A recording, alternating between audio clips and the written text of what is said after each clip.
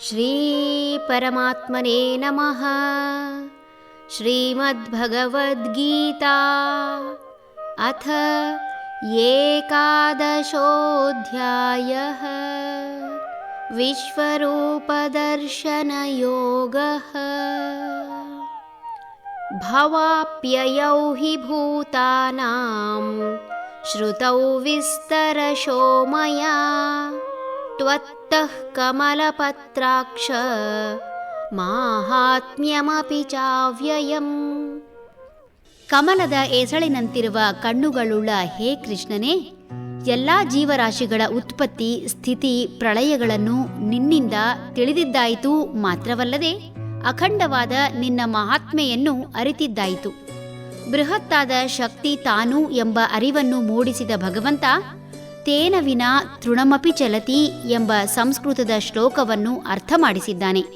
ಅಂದರೆ ಭಗವಂತನಿಲ್ಲದೆ ಒಂದು ಹುಲ್ಲು ಕಡ್ಡಿ ಕೂಡ ಅಲ್ಲಾಡಲು ಸಾಧ್ಯವಿಲ್ಲ ಎಂಬುದರ ಅರಿವು ಅರ್ಜುನನಿಗಾಗಿದೆ. ಭಗವಂತ ತನ್ನ ಮಹಿಮೆಯನ್ನು ಅಷ್ಟು ಸುಲಭವಾಗಿ ಮನಮುಟ್ಟುವಂತೆ ಹೇಳಿದ ನಂತರವೂ ಭಗವಂತನನ್ನು ಅರಿಯಲು ಸಾಧ್ಯವಾಗಲಿಲ್ಲ ಎಂದರೆ ಅಂತಹ ವ್ಯಕ್ತಿ ಇದನ್ನು ತಿಳಿಯಲು ಭಗವಂತ ಕಾರ್ಯಕಾರಣಕ್ಕಾಗಿ ಉತ್ಪತ್ತಿ ಮಾಡಿದ ನಂತರ ಕರ್ಮ ಬಂಧನದಲ್ಲಿ ಸಿಲುಕಿ ಜನ್ಮ ಜನ್ಮಾಂತರಗಳನ್ನು ಕಳೆದು ಇದೀಗ ತಲುಪಿದ ಸ್ಥಿತಿ ಮತ್ತೆ ತಲುಪುವಷ್ಟು ವರ್ಷಗಳೇ ಬೇಕಾಗಬಹುದು.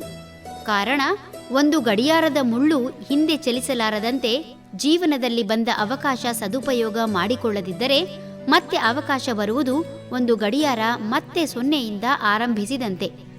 ಭಗವಂತನ ಮಹಾತ್ಮೆ ಅರಿತ ಅರ್ಜುನ ಮುಂದೆ ಯಾವ ಪ್ರಶ್ನೆಯಿಂದ ವೈಯಕ್ತಿಕವಾಗಿ ಮನುಷ್ಯರಿಗೆ ಹಾಗೂ ಸಾಮೂಹಿಕವಾಗಿ ಸಮುದಾಯಕ್ಕೆ ಸಹಾಯವಾಗಬಹುದಾದಂತಹ ಪ್ರಶ್ನೆ ಕೇಳಬಹುದು ಎಂಬ ಕುತೂಹಲ ಸಹಜ.